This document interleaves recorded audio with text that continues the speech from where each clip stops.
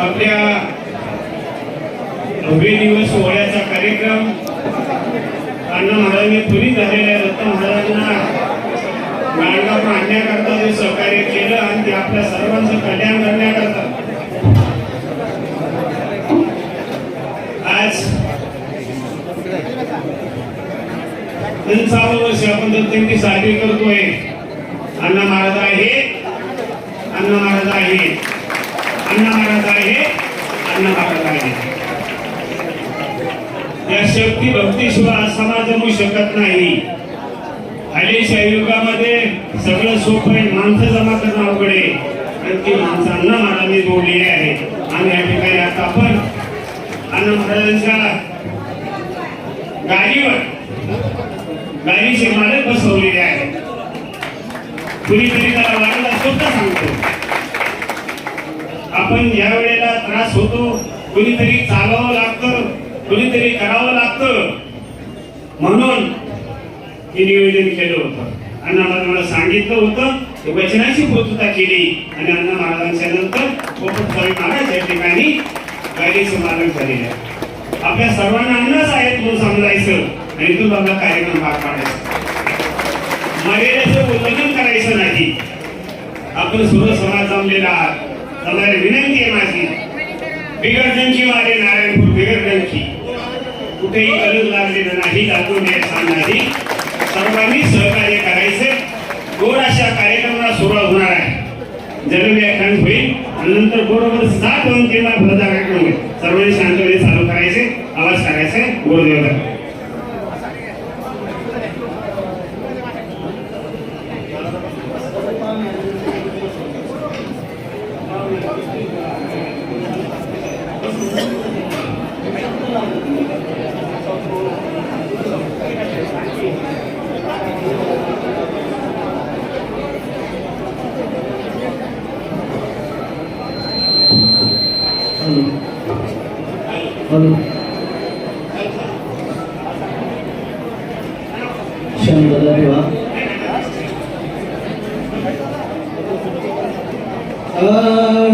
दिगंबरा दिगंबरा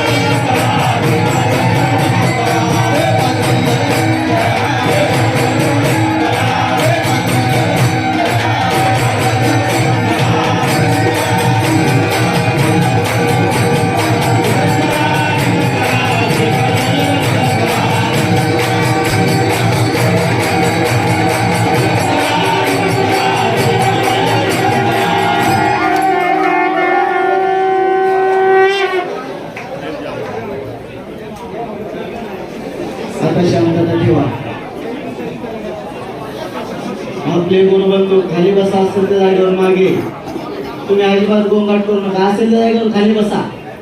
कसं खाली, ते यात्रेकरूपेक्षा तुमचाच गोंगाट जास्त झालाय. ते यात्रेकरू बिचारे काय त्यांचे बसतेत कसली बसून, तुमचं काय मध्ये ते साहेबांना जायला द्या. आनंदाचा आनंद आणि त्या आनंदाच्या प्रसंगी आपण सर्वजण दत्त महाराजांच्या दरबारामध्ये जमलोय. विश्व चैतन्य सद्गुरू अण्णा महाराज यांच्या कृपाशीर्वादाने, दत्तगुरूंच्या कृपाशीर्वादाने आपण या ठिकाणी दत्त जन्म सोहळ्याच्या निमित्ताने आपण सर्वजण या ठिकाणी जमलोय. विश्वाला चैतन्य देणारे असे सद्गुरू अण्णा महाराज यांनी या ठिकाणी नारायणपूर क्षेत्री हे दत्त नामाचं रोपटं लावलं आणि त्या माध्यमातून या विश्वाला चैतन्य देण्यासाठी अहोरात्र भक्तीच्या महिमामधून हे सर्व जनसमुदाय, आपण सर्व दत्त भक्त, अण्णांचे भक्त हे या आनंदाच्या सोहळ्यामध्ये आनंद घेण्यासाठी या ठिकाणी आलेले आहेत. आणि आल्यानंतर आपण परमेश्वराची भक्ती ही श्रद्धा विश्वासाने भाव ठेवून जर केली तर ती खऱ्या अर्थाने दत्त महाराजांची भक्ती आणि अण्णांची भक्ती होणार आहे, असा याचा महत्वाचा भाग आहे. म्हणून अण्णा नेहमी सांगतात, तुम्ही नारायणपूरला आल्यानंतर श्रद्धा विश्वासाने भाव हा परमेश्वराच्या चरणावर लीन करायचा आहे आणि आपण आपल्या जीवनाचा उद्धार करून घ्यायचा आहे. अशा पद्धतीने हा सर्व भक्तीचा प्रवाह अखंड नारायणपूर मध्ये वाहत आहे आणि आपण सर्वजण या प्रवाहामध्ये, त्या प्रवाहाबरोबर वाहून आपल्या जीवनाला योग्य दिशेने पोहोचवण्याचं काम करत आहेत. आणि त्या माध्यमातून अण्णांनी जे आपल्याला सांगितलेलं आहे, नारायणपूरला आल्यानंतर आपण परमेश्वराची भक्ती ही मनाच्या अंतःकरणापासून केली पाहिजे आणि माणसातील माणूस जागा करण्यासाठी अण्णांनी या सगळ्या गोष्टी निर्माण केलेल्या आहेत, नारायणपूर घडवलेले आहे. म्हणून आज या ठिकाणी आपण दत्त जन्माच्या सोहळ्यासाठी आपण या ठिकाणी आलोय. हा दत्त जन्म सोहळा म्हणजे एक पतिव्रता धर्माच्या धर्मावालेले गंडांतर या सगळ्याची उजळणी आपण या ठिकाणी करणार आहोत की जो अण्णांनी श्री नारायण ज्ञानबोध ग्रंथ लिहिलेला आहे, त्या ग्रंथामध्ये दत्त जन्माख्यानाची जे व्याख्यान अण्णांनी सांगितलेलं आहे त्याचं आपण विश्लेषण समजून घ्यायचे. पतिव्रता धर्म, त्या धर्माचं आचरण कशा पद्धतीने करायचं हे सर्व अण्णांनी मार्गदर्शन या श्री नारायण ज्ञानबोध ग्रंथामध्ये केलेलं आहे आणि त्याचं आपल्याला वाचन करायचं आणि त्याला आपण समजून घ्यायचंय.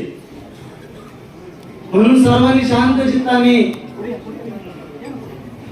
या माध्यमाला समजून घ्या. आम्ही एक निमित्त आहोत, बाकी सर्व करते करविते सद्गुरू अण्णा महाराज आणि दत्त महाराज आहेत. आम्ही फक्त निमित्त मात्र आहोत. आम्ही पावले समान आहोत. आम्ही पावले समान आहोत. जसे ते चालवतील, जसे बोलवतील, जसे हलवतील त्या पद्धतीने आम्ही आमचं कार्य करत आहे. आम्ही फक्त निमित्त आहोत. म्हणून या सगळ्या गोष्टी आपण समजून घ्यायच्यात आणि त्या पद्धतीने आपल्याला या सगळ्या गोष्टी आपल्याला समजून घ्यायच्यात. म्हणून आपण व्याख्यानाला सुरुवात करायची.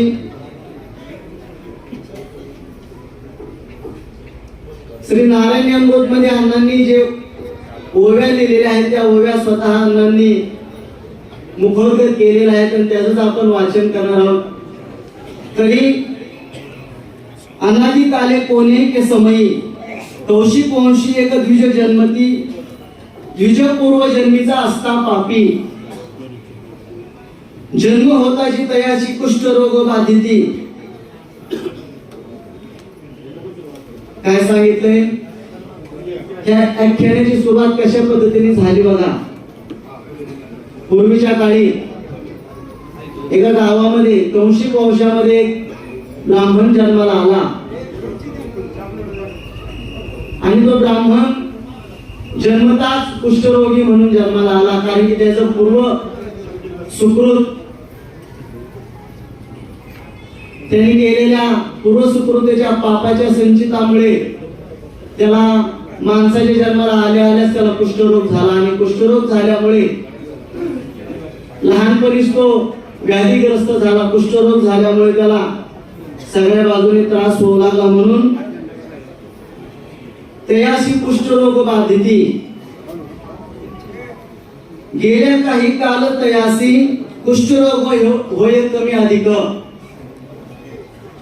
कमी अधिक समय कोणी एक तपोवती, पूर्व सुकृते पावन पतीत असता जन्मासी आली, परी दैवगती कठीण म्हणून गाठ पडले द्विषत द्विजासी.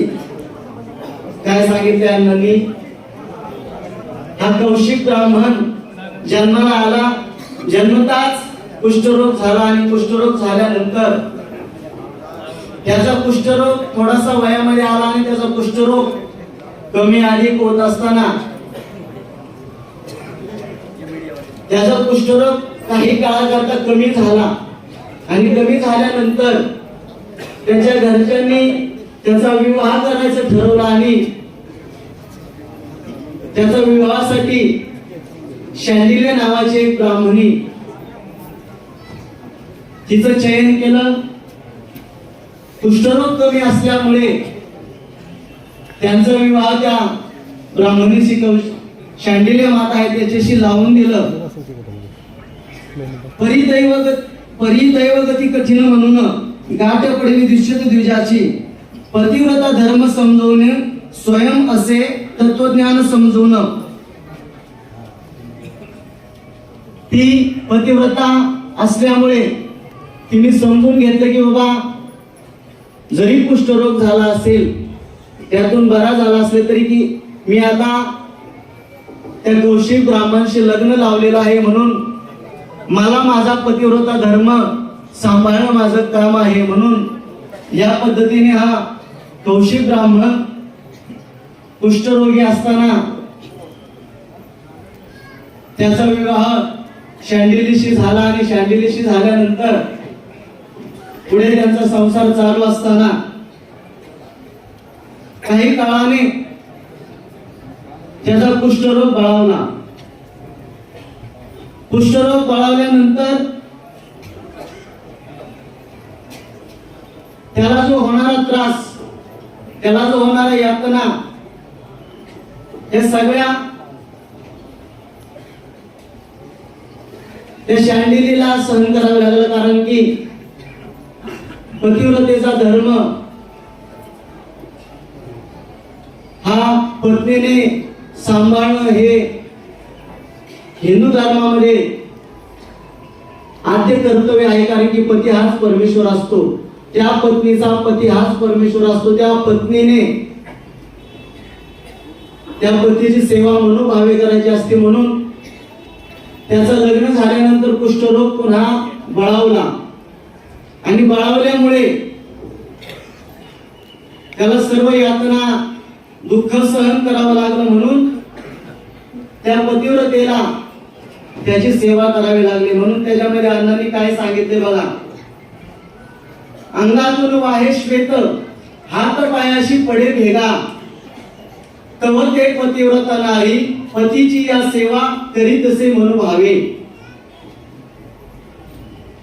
पाय चूर्ण करीतसे आपुल्या हाते, संकोच मनीन बाळगी, गर्भ पुसोनी नाहावी असे पाणी घालूनी, स्वकरे करीत असे सेवा मनोभावे. मन दूषित न ठेविता. म्हणजे काय सांगितलंय? ही पतिव्रता जी नारी आहे ती सर्व मनोभावे त्या पतीची सेवा करू लागली, त्याला न्हाऊ घालू लागली, त्याला आंघोळ घालू लागली, त्याला अंगातून वाहणारा त्या पू स्वच्छ करू लागली, रक्त मांस जे वाहत होता अंगातून ते सगळं सेवा ती मनोभावे करू लागली. कारण की पतिव्रता हा धर्म असल्या कारणाने तिने तो पतिव्रता धर्म पाळलेला होता, म्हणून या माध्यमातून तिने तो स्वीकारला. अशा पद्धतीने ह्या सगळ्या गोष्टी पुढे चालत असताना आपल्या पतीला आपल्यामुळे त्रास होऊ नये म्हणून ती सतत प्रयत्न करत राहील की बाबा माझ्या सेवेमध्ये कुठलाही कमीपणा येऊ नये, माझ्या सेवेतून कुठल्याही पतीचे दुःख होऊ नये, त्याला त्रास होऊ नये म्हणून ती सतत प्रयत्न करत होती आणि त्या पद्धतीने या सगळ्या गोष्टी चालू होत्या. म्हणून हा पतिव्रता धर्म ती शांडिल्य स्वीकारत होती. कालांतराने पतिव्रता धर्माचं तिने पालन करताना त्याला न्हाऊ घातलं आणि न्हाऊ घातल्यानंतर ती तिच्या कामासाठी गेली आणि त्याला बाहेरच्या ओसरीमध्ये घरामध्ये न्हाऊ घालून तिने बाहेर अंगणामध्ये ओळवून घेण्यासाठी त्याला बाहेर बसवलं. आणि बाहेर बसवल्यानंतर रस्त्याला त्यांचं घर असतं, राजमार्गावर घर असल्यामुळे त्या राजमार्गावरून एक वेश्या चालली होती आणि त्या वेश्याकडे पाहून त्याच्या मनामध्ये कामवासना जागी झाली आणि कामवासना जागी झाल्यामुळे त्याला चैन पडेना. नको ते विचार, नको ते वाईट विचार त्याच्या मनामध्ये येऊ लागले. चैन पडाने काय करायचं. आणि त्या पत्नीने हा प्रकार पाहिला की पती नाराज दिसतोय आणि त्या पतीची नाराजी ओळखून तिने त्या कौशिकाला विचारले की बाबा आपण का नाराज आहात. तर त्यावर त्या कौशिकाने सांगितले की मी रस्त्यावरून एक वेश्या पाहिली आणि माझ्या मनामध्ये काम तयार झाल्याने मला तिच्याकडे तुला घेऊन जायचंय. असं सांगितल्यानंतर कुठल्या स्त्रीला, कुठल्या पत्नीला पतीने असे शब्द बोलल्यानंतर आनंद वाटेल. कुठल्याच पत्नीला आपल्या पतीने तिच्याच तोंडावर असे शब्द जर काढले तर कुठल्याही स्त्रीला आनंद होणार नाही, दुःख होईल. याच प्रकारे तिच्याही चेहऱ्यावर ते दुःख जाणवलं आणि दुःख जाणवल्याबरोबर तो कौशिकाला समजून आले की ही काय तिकडे घेऊन जाणार नाही. असं त्याला समजून आल्यानंतर तोही तिच्या पत्नीला सांगतो की काय सांगतोय, ओळीमध्ये सांगितलंय तवर तुझ्या बोले ती कौशिक काय म्हणतो त्या शांडिल्यला, तव तुझ्या बोले ती जरी मजसी न नेसी तू तिज पाशी. काय, जरी मजसी न नेसी तू तिज पाशी तव मी तुझसी दिन उजडता मृत दिसे. काय सांगितलं त्या कौशिकाने सांगितलं की तू जर मला तिच्या जवळ नेलं नाहीस तर मी सूर्य उगवता बरोबर तुला मेलेला दिसेल. असं पाहिल्यानंतर तिच्या पायाखालची जमीन हादरून गेली. आणि आता करायचं काय, मोठं धर्मसंकट समोर पडलं होतं. मोबाईल मोठं धर्मसंकट तिच्या समोर आल्यानंतर काय करावं प्रश्न पडला. परंतु जर पतीच मेला तर पतिव्रता धर्म काय कामाचा. जर पतीच मेला तर पतिव्रता धर्म काय कामाचा हे ओळखून तिने त्याचं म्हणणं मान्य केलं आणि तिने तिकडे जायचं ठरवलं. तिकडे जायचं ठरवल्याबरोबर ती पतिव्रता स्त्री होती आणि समाजामध्ये पतिव्रतेला मान सन्मान आहे, समाजामध्ये स्त्रीला मान सन्मान आहे, आणि ती स्त्री आपल्या पतीला त्या वेश्येच्या घरी घेऊन जायचंय. वेश्येच्या घरून जायचंय म्हटल्यानंतर तिला धर्मसंकट पडलं आणि तिला विचार करावा लागला की बाबा यांना तर न्यायचंय, पण दिवसा नेलं तर समाज काय म्हणेल याचा ते विचार करू लागले. आणि रात्रीचा समय पाहून तिने एका टोपल्यामध्ये एका पाठीमध्ये त्याला घेतलं, कारण की त्याला चालता येत नव्हतं, बोलता येत नव्हतं, अशा अवस्था त्याची होती. आणि त्या अशा अवस्थेमध्ये त्याला घेऊन जायचं म्हणून त्याने पाठीमध्ये त्याला खांद्यावर घेतलं. खांद्यावर घेऊन ती पतिव्रता रात्रीच्या अंधारामध्ये त्या वेश्येच्या घराकडे जायला निघाली. पण वेश्येच्या घरी जायचं म्हणलं कसं जाता येईल का, म्हणून तिने सोबत काही द्रव्य घेतलं, काही पैसे घेतले, आणि ते पैसे घेऊन ती पतिव्रता तिच्या पतीला घेऊन त्या वेश्येच्या घराकडे निघाली. रात्रीचा प्रसंग, पाऊस पडतोय, विजा चमकतायत, अशा सर्व संकटाला मात करून ती पतिव्रता त्या पतीला घेऊन निघाली. आणि जात असताना अंधारी रात्र होती, जात असताना पावसाचा काळ, या सगळ्या वातावरणामध्ये जात असताना अण्णांनी त्याच्यामध्ये पुढे काय सांगितलंय, तया राजमार्गावरी अपराध नसताना, तया राजमार्गाई अपराध नसताना जनलोकांनी दंदिली असे मांडवी ऋषी मुनींना. काय म्हटलंय अण्णांनी याच्यामध्ये स्पष्ट सांगितलंय, जे मांडवी ऋषी आहेत त्या मांडवी ऋषींना गावातील काही लोकांनी चोर समजून त्यांना शुळावर दिलं होतं. आणि शुळावर दिल्यामुळे ते आधीच क्रोधी झाले होते, कारण की कुठलाही अपराध नसताना, कारण की ऋषी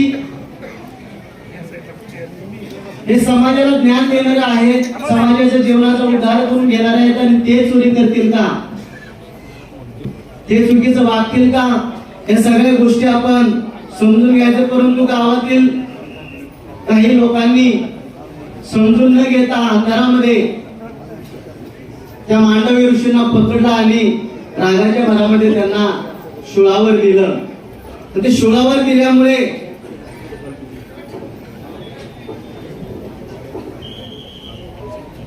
त्यांना खूप वेदना होऊ लागल्या. आणि काय म्हटले पुढं, तेव्हा मार्गी रात्रनिशी असता घनदाट,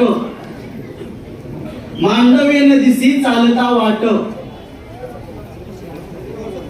तेव्हा पती पातुके झाला मांडव्याशी स्पर्शित. म्हणजे काय,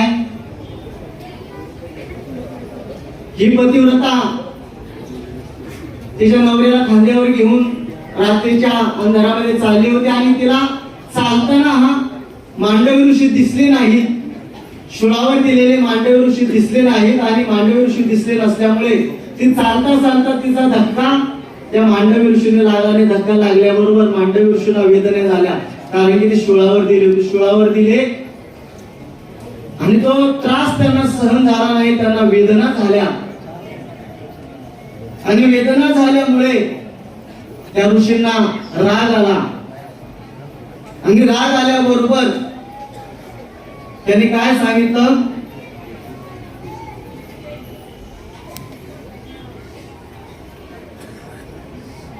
पतिस्पर्श होता मांडव्यासी, क्रोध न आवरे तया मुनीसी, विचार न करिता मनी शापित झाले तयासी, क्रोधित होऊन धगधगीत शापवाणी बोलत असे तुया द्विजासी, सूर्योदया होताची होशील मृत.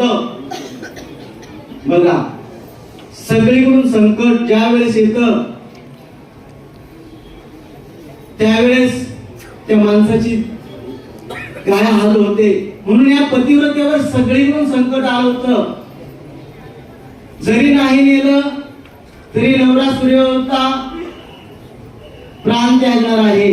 म्हणून ती बिचारी त्याला घेऊन चाललेली असताना अंधाऱ्या रात्रीमध्ये त्या मांडवी ऋषींचा स्पर्श झाला. यांनी पाय लागल्यामुळे त्या मांडवी ऋषींना त्रास झाला. म्हणून मांडवी ऋषीने सुद्धा त्यांना शाप दिला. काय शाप दिला? ज्याचा कोणाचा मला पाय लागलेला आहे तो सूर्य उगवता भार मृत होईल. असं म्हटल्यानंतर त्या बिचारीच्या पुन्हा धरून संकट आलं की आता करायचं काय, करायचं काय असं म्हटल्यानंतर मोठा प्रश्न पडला. आणि प्रश्न पडल्याबरोबर तिने विनंती केली मांडवी ऋषींना का क्षमा करावी ऋषीवर. आम्ही हे जाणून बुजून झालं नाही, आमच्याकडून अंधारामुळे आम्हाला समजलं नाही, त्यामुळे क्षमा करावी. परंतु एकदा निघालेला वाणीतून शब्द प्रयोग परत माघारी घेता येत नाही. जसा धनुष्यातून बाण सुटल्यावर माघारी येत नाही, तसाच एकदा का मुखातून शब्द बाहेर पडला की तो माघारी घेता येत नाही. फेका पे करू नका आता त्या. अशा पद्धतीने मांडवी ऋषी सुद्धा सांगू लागले की एकदा मी शाप दिलेला आहे त्यामुळे मला माघारी घेता येणार नाही. त्यामुळे पतिव्रतेला धर्म संकट पडले की आता करायचं काय. माझा जर पती मेला तर माझा जगून काही सुद्धा उपयोग नाही. म्हणून ती पतिव्रता असल्यामुळे तिने सुद्धा निश्चय केला. आणि काय सांगितलं ओळीमध्ये सांगितलंय, तव मनी करीती विचार, तव मनी करिता विचार, पतिव्रता धर्म राखावायचा असेल अंतःकरणापासून, तव पतिव्रतेच्या ताकदे जोरावर उदय काल होऊ देऊ नये. बघा कसं आहे बघा, पतिव्रतेची ताकद किती असते. तिने सुद्धा आपली ताकद पणाला लावली. जरी मांडवी ऋषींना त्यांचा शाप माघारी घेता येत नसेल हरकत नाही, मी सुद्धा माझ्या पतिव्रतेचा धर्माची ताकद लावून सूर्यालाच उगवून देणार नाही असा तिने ठाम निश्चय केला आणि संकल्प केला. आणि सूर्याला उगवायचं तिने थांबवलं. सूर्याला उगवायचं थांबवल्याबरोबर सगळीकडे हाहाकार झाला, सगळीकडे तांडव झाला की सूर्य उगवायचा बंद झाला. म्हणून सर्वत्र एकच चर्चा झाली की बाबा नक्की असं झालं काय की सूर्य का उगवत नाही. 10 दिवस झाले सूर्य उगवायचा थांबलाय. म्हणून काय सांगितले पुढे, भयभीत झाले सर्व मनी, कोणाची या शापे सूर्योदय झाला रहित, मनी चिंता करीत असे सर्वजण, तवा समयी इंद्रदेव सर्व इंद्रादी देवगण सर्व चिंतातुर झाले मनी, कोण्या शापे झाला सूर्योदय बंद म्हणून विचार करीत असे. हा सगळा वृत्तांत सर्वत्र पसरला कारण की या पतिव्रतेने सूर्य उगवायचा थांबवला होता आणि सूर्य उगवायचा थांबवल्यामुळे अशा सगळ्या घटना घडल्या. आणि तसं झाल्याबरोबर इंद्रादी देवगण सर्वजण चिंतातूर झाले की बाबा हे सगळं झालं कशामुळे. त्याच्यावर विचार करून सर्व एकत्र देव आले आणि याच्यातून मार्ग काढण्यासाठी हे शांत जेवत आहे लोकांनी. काय झाली वडवड, तर यातून मार्ग काढण्यासाठी त्यांनी ब्रह्मदेवाकडे जाण्यासाठी नियोजन केले. आणि सर्वजण देवगण गंधर्व झाले भयभीत म्हणी, कोण्यारी ते कैसे झाले मन मज समजत म्हणी, तव सर्वजण मिळवणी जाती म्हणी विचार करून ब्रह्मयापाशी. सर्वजण ब्रह्मदेवांच्याकडे गेले. ब्रह्मदेवांच्याकडे गेल्यानंतर सर्व वृत्तांत यांनी ब्रह्मदेवांना सांगितलं आणि ब्रह्मदेवांनी सुद्धा या सगळ्या गोष्टीची हकीकत समजून घेतली आणि त्यावर सांगितलं की हा पतिव्रतेवर आलेला एक अन्याय आहे, पतिव्रतेवर झालेला एक अन्याय आहे आणि त्या पतिव्रतेवर झालेल्या अन्यायामुळे त्या पतिव्रतेने सूर्य उगवायचं थांबवलेलं आहे. म्हणून तव ब्रह्माजी बोले मनाची अंतःकरणापासून याची या बोलती पतिव्रता धर्म, पतिव्रता धर्मावरी येता गंडांतर हे ऐसीची होती पश्चाताप गती, यासीची बोलती पतिव्रता धर्म. म्हणून हा सगळा वृत्तांत सांगितला की पतिव्रतेवर गंडांतर आलेलं आहे. म्हणून त्या पतिव्रतेने सूर्योदयाचं थांबवलेलं आहे. यातून जर तुम्हाला मार्ग जर काढायचा असेल तर एक उपाय आहे. काय काय उपाय आहे?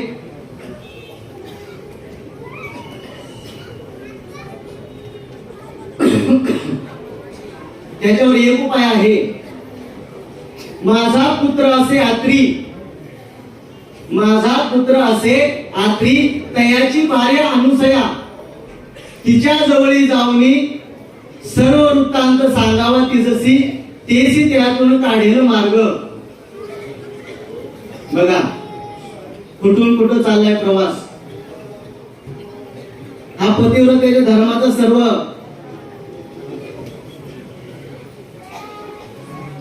तर आत्री ऋषींची जी पत्नी आहे ती अनुसया माता, त्या अनुसया मातेकडे जाण्यासाठी या सर्वांना ब्रह्मदेवाने सांगितलं. सर्व स्वारी अनुसया मातेकडे गेली आणि अनुसया मातेला सर्व वृत्तांत सांगितला.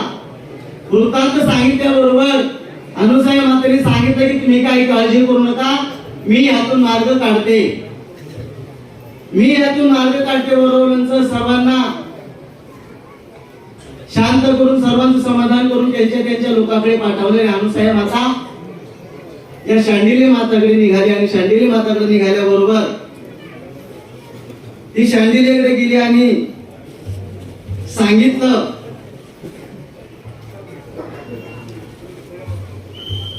की हे शांडिले, तू जशी पतिव्रता आहे तशी मी सुद्धा पतिव्रता आहे.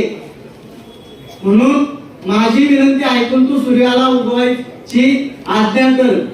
असं बोलल्यानंतर मुक्त करण्यात दिन दुबळ्यांचे जनासी, पतिव्रता धर्मासी निश्चिती, म्हणून पतिव्रता धर्मासी असे मोल, म्हणून सर्व देव व जन मानती तपोवृत्तीसी. म्हणून हा सारा वृत्तांत तिला सांगितल्याबरोबर तिने सांगितलं जर सूर्य उगवला तर माझा पती मरेल, म्हणून मी आज सूर्याला उगवू देणार नाही. म्हणून त्यावर अनुसया मातेने सांगितलं की तू काही काळजी करू नकोस, जरी तुझा पती मेला तरी मी सुद्धा पतिव्रत असल्यामुळे मी तुझ्या पतीला जिवंत करीन. असं म्हटल्याबरोबर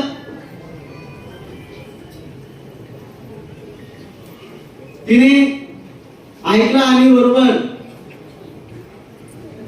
सूर्याला आवाहन केलं. गायत्री मंत्राचा जप करून सूर्याला आवाहन केलं आणि सूर्याला आवाहन करून सूर्योदयाला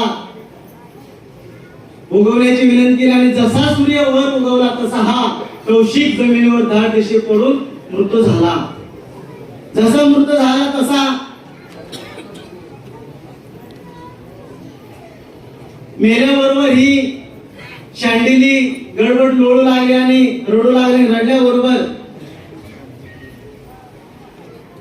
अनुसयाने सांगितले तू काळजी करू नको, मी सुद्धा पतिव्रता आहे. तिने समजून हातामध्ये पतीच्या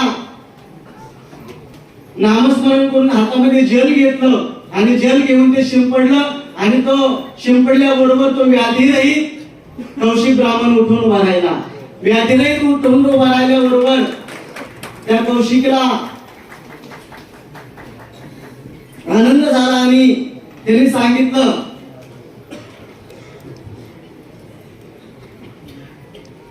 आणि सांगितल्याबरोबर व्याधीरहित उठून शतसाल पर्यंत खंड करत असा प्रपंच अशा पद्धतीने अनुसया मातेने त्यांना आशीर्वाद दिला आणि व्याधीरहित उठून त्यांना त्यांचा प्रपंच सुखा समाधाने आनंदाने पार पाडण्यासाठी आशीर्वाद दिला. हा एक भाग झाला. आता तिथून पुढे सर्व सृष्टीला यातून मुक्त केलं म्हणून ब्रह्मा विष्णू आणि महेश आणि सर्व देवगण यांना आनंद झाला आणि आनंदामध्ये तिने अनुसूया मातेला सांगितलं की तू वर माग आणि वर मागून मी तुम्हाला वर देणार आहे म्हणून तिने वर मागितलं आणि वर मागून काय सांगितलं, तुम्ही एवढा हट्ट करताय तर मी वर मागते की तुम्ही माझ्या पोटी जन्माला यावे. असं बोलल्यानंतर तिने तथास्तु म्हणून ब्रह्मदेव विष्णुदेव आणि महेश तथास्तु म्हणून अंतर्धान पावले आणि पुढे गेले. आणि तव काही काळ लोटितावरती एकांत स्थळी बैसले असा पती पत्नी असे मन इच्छित पुत्र व्हावा आपणासी. तव तिने लोटिता काही अनुसये पोटी ब्रह्मा आले जन्माशी सोमरूप घेऊनी.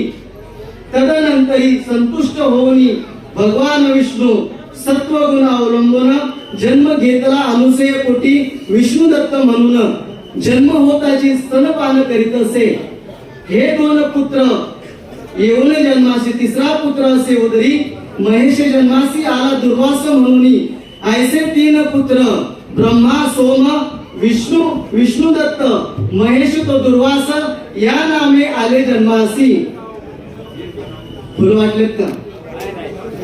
तीन पुत्र अनुसये उदरी जन्मता वर्षाव करती वरुतुले पुष्पासी. सर्व देवगण श्रीपाद वल्लभ श्री गुरुदेव.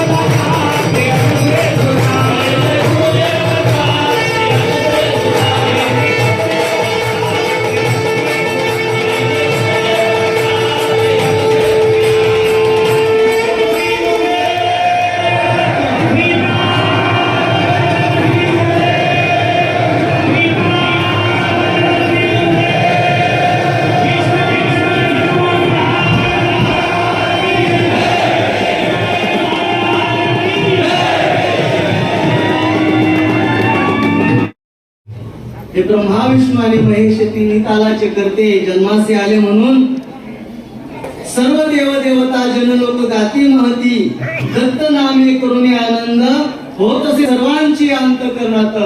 तसा आपल्या सर्वांना आनंदाचा आनंद झाला तसा सर्व देव देवतांना सुद्धा आनंद झाला. दत्त महाराज प्रत्यक्ष भूलोकामध्ये आपल्या सर्वांच्या जनकल्याणासाठी अवतीर्ण झाले म्हणून हा सर्वांचा आनंदाचा आनंद या ठिकाणी साजरा झालेला आहे. म्हणून दत्त महाराजांच्या नारायणपूरमध्ये जन्म झालेला आहे आणि जन्म होऊन आपल्या सर्वांना आशीर्वाद देण्यासाठी या ठिकाणी या पाळण्यामध्ये आलेले आहेत. या सर्व अनुसया माता आहेत आणि त्या अनुसया मातेचे हात ऐकून या ठिकाणी दत्त महाराज नारायणपूर क्षेत्री अण्णांच्या तपश्चर्येने या ठिकाणी आलेले आहेत आणि सर्वांना समाधान आणि आनंद देण्यासाठी प्रत्येकाच्या जीवनाचा उद्धार करून घेण्यासाठी या ठिकाणी दत्त महाराज आपल्या सर्वांना आशीर्वाद देण्यासाठी या ठिकाणी आलेले आहेत. म्हणून आता दत्त महाराजांचा आगमन झालेलं आहे. आता पुढचं जे कार्य असतं त्यात ते नानांनाच माहिती पुढचं काय काय कार्य असतं, कारण की नानांना सगळ्या गोष्टीची माहिती आहे. म्हणून आता पुढचा बाळ जन्माला आल्यानंतर नाव ठेवायचा कार्यक्रम असतो, म्हणून नाव ठेवण्यासाठी त्यांच्या आत्यांनी या ठिकाणी यायचंय. आत्या कोण कोण आहेत? या अण्णांच्या भाषेत सरकारी मावळे या पुढे. नाव ठेवायचंय, गडबड करू नका, शांततेत घ्या.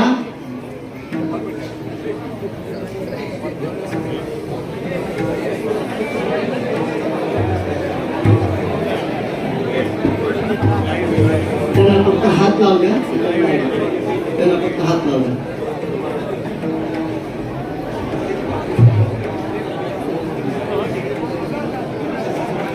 राहत मॅडम आहे,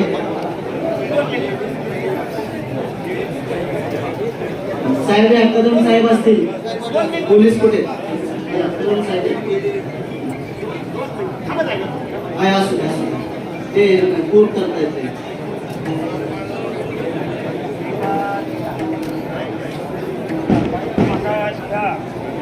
हे माहिती आहे का?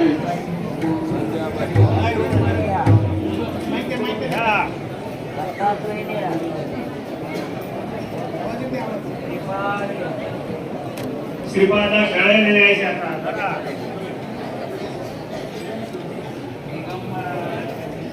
आता श्रीपादा शाळेने न्यायचे ना. एक दिवस फक्त आपले त्यांना हात लावले, हात लावून त्यांना बसू द्या जागेवर. बाळा नमस्कार करा. सरकार आहात तुम्ही, माता आहात, भाग्यवान आहात. सर्वांना प्रमोशन पण यावर्षी होईल. तुम्ही सेवा नंतर सांगतो मी, नंतर सांगतो तुम्ही काय काय केले.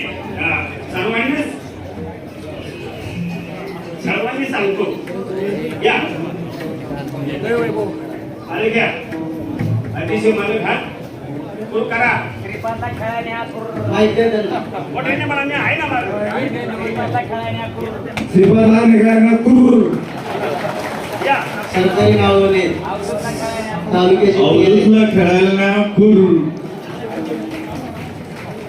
या दिगंबरला खेळायला कुर. श्रीपादा खेळायला कुर.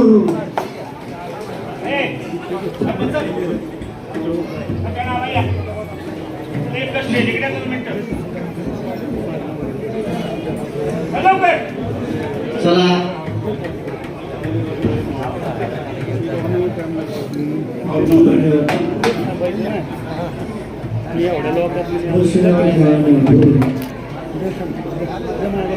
दिगंबरला खेळायला कुर.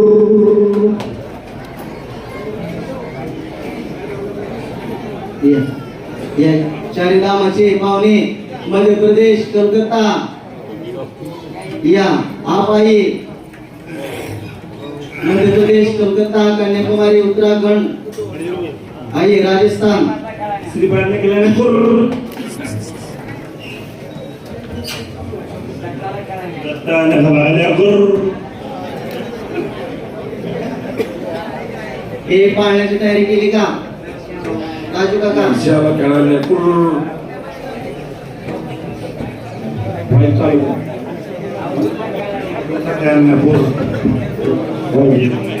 श्रीपादला खेळायला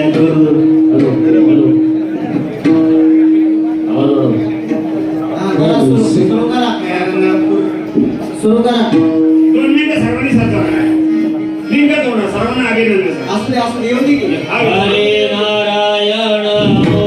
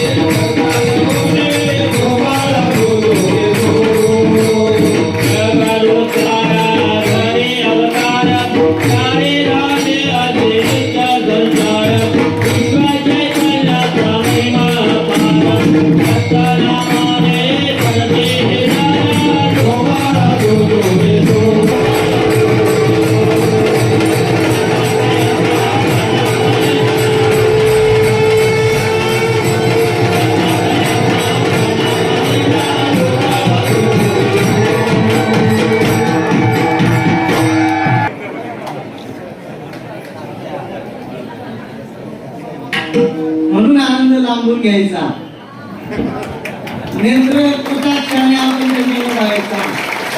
तर सर्व पाहुण्यांना कळतंय किती धक्काबुक्की सहन करायला लागते. आमचे सगळे मान्यवर या ठिकाणी आले, कोणी त्यांना स्पर्श करू शकत नाही, परंतु इथं किती धक्काबुक्कीने जवळ यावं लागते. देव एवढा सोपा नसतो. म्हणून आपण आहे त्या ठिकाणी राहून आनंद करायचा. इकडं अजिबात येण्याची अपेक्षा ठेवायचीच नाही, कारण की प्रत्येकाजवळ दत्त महाराज आहेत, अण्णा महाराज आहेत. त्याच्यामुळं ही परंपरा आहे, म्हणून आपल्याला ती पूर्ण करावी लागते. म्हणून या ठिकाणी आपल्याला पाहुण्यांना या ठिकाणी आमंत्रित करावं लागतं. आपण पाहुणे नसून प्रत्यक्ष दत्त महाराज आहात, अण्णा महाराज आहात. म्हणून तुम्ही मनामध्ये वाईट येऊन द्यायचं नाही, दुःख वाटून द्यायचं नाही की आम्ही तिथपर्यंत पोहोचू शकलो नाही. त्याच्यामुळे काहीही काळजी करायची नाही. प्रत्येकाला आनंद भरभरून दिलेला आहे. आनंदासाठीच अण्णा महाराज दत्त महाराज आहेत, अशातला भाग आहे. म्हणून आपण थोडक्यात आता पतिव्रता धर्म आपण समजून घ्यायचा आहे. मग बाकीचे आपले आलेले जे मान्यवर आहेत, प्रमुख पाहुणे आहेत, ते त्यांचं मनोगत व्यक्त करतील. त्याआधी सोलतोडा वाटला जाईल. आता देव भेट सगळीकडे होणार नाही, जागेवरून देव होईल. या ताई लोकांचाच गोंगाट असतो, त्याच्या एवढं सांगतं तरी त्यांचा काय फरक पडत नाही.